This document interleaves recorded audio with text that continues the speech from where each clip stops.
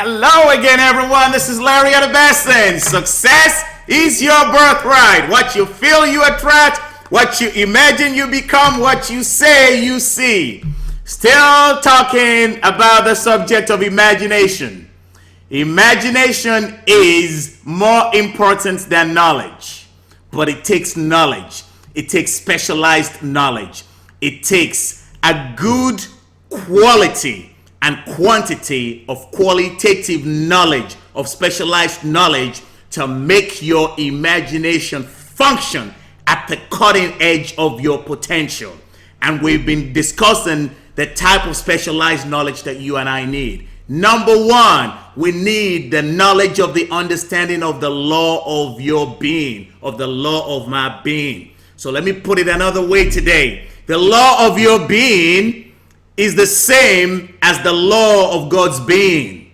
And what is the law of God's being? Well, before I address that, let me remind you that you and I are created in the image and likeness of God. You get that? The image and likeness. Image, as we said in many lessons previously.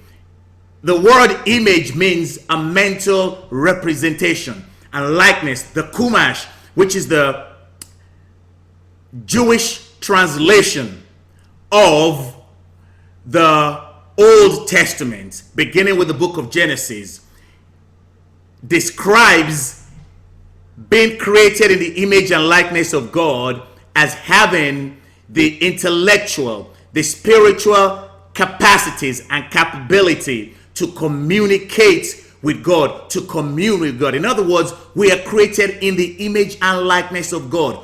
All God is, we are. Whatever God can do, you and I can do. We come behind in no gift. We are the image and likeness of God. As He is, so are we in this world.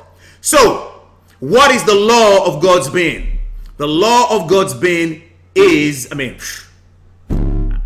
how can I even dare to answer that question? It's such a huge and broad question, but at least I'm going to try. And the way I'm going to try is by giving you some ideas as to what constitutes the law of God's being. One of those things is the fact that God calls those things which be not as though they were.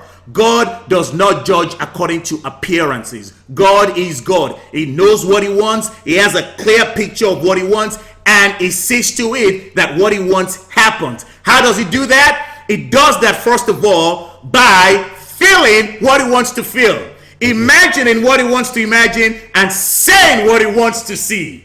All right. Ponder on that, meditate on that, and I will break that down for you in the next session. Remember, there is a nation where the opposition never comes to power, and that nation is your imagination. And the more you know about the law of your being, the more you're going to be able to stand your ground.